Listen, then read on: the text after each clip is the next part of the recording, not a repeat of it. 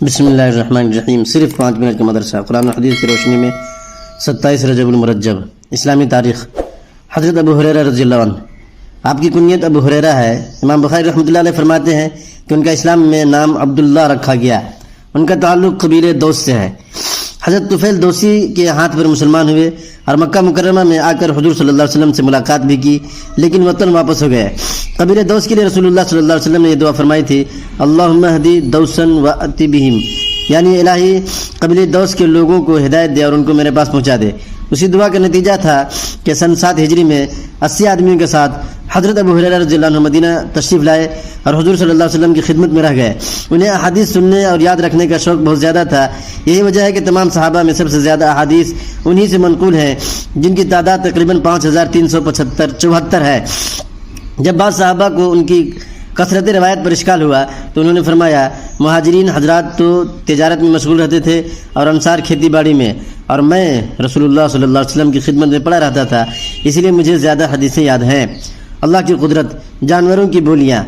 زمین پر ہزاروں قسم کے جانور پائے جاتے ہیں جن کی صحیح تعداد اللہ ہی جانتا ہے۔ اس میں ہر جانور کی بولی الگ الگ ہے۔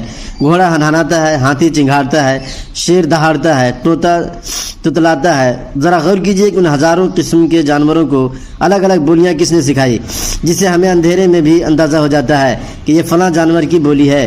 یقیناً یہ اللہ ہی ہے جس نے اپنی قدرت کاملہ سے رنگ برنگ کے جانوروں کو مختلف قسم کی بولیاں سکھائی۔ ایک فرض کے بارے میں، مانگی ہوئی چیز کا لوٹانا۔ رسول اللہ صلی اللہ علیہ وسلم نے فرمایا، واپسی کی شرط پر مانگی ہوئی چیز کو واپس کیا جائے گا۔ فائدہ، اگر کسی شخص نے کوئی سامان یہ کہہ کر مانگا کہ واپس کر دوں گا تو اس کو مقررہ وقت پر لوٹانا واجب ہے۔ اس کو اپنے پاس رکھ لینا اور بہانہ بنانا جائز نہیں ہے۔ ایک سنت کے بارے میں، چھینک آئے تو منہ پر کپڑا یا ہاتھ رکھ لے۔ رسول اللہ صلی اللہ علیہ وسلم کو جب چھینک آتی تو آواز کو آہستہ کرتے اور چہرے مبارک کو کپڑے سے یا ہاتھ سے ڈھانک لیتے۔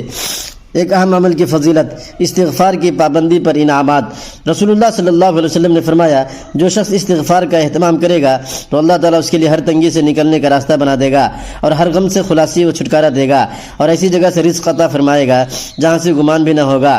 ایک گناہ کے بارے میں، شراب کی نحوست۔ رسول اللہ صلی اللہ علیہ وسلم نے فرمایا، عقل پر چھا جانے والی ہر چیز شراب ہے اور ہر نشہ آور چیز حرام ہے، اور جس نے نشہ آور چیز پی لی تو اس کی 40 دن کی نمازوں کی برکت اٹھا لی جاتی ہے۔ اگر وہ آدمی توبہ کر لے تو اللہ تعالیٰ اس کی توبہ قبول کر لیتے ہیں۔ اگر وہ 4تھی مرتبہ پیتا ہے تو اللہ تعالیٰ کو حق ہے کہ اس کو جہنمیوں کا خون اور پیپ پلائے۔ دنیا کے بارے میں، دنیا کی حرص و لالچ۔ رسول اللہ صلی اللہ علیہ وسلم نے فرمایا، قیامت قریب آ چکی ہے اور لوگ دنیا کی حرص و لالچ میں بڑھتے ہی جا رہے ہیں اور اللہ تعالیٰ سے دور ہوتے جا رہے ہیں۔ آخرت کے بارے میں، جنت کی نہریں۔ قرآن میں اللہ تعالیٰ فرماتا ہے، جنت میں بہت سی نہریں ایسے پانی کی ہیں جن میں ذرا بھی تبدیلی نہ ہوگی، بہت سی نہریں ایسے دودھ کی ہیں جن کا ذائقہ ذرا بھی بدلا ہوا نہ ہوگا، اور بہت سی نہریں ایسی شراب کی ہیں جو پینے والوں کے لیے بڑی مزیدار ہوگی، اور صاف ستھرے شہد کی نہریں ہیں۔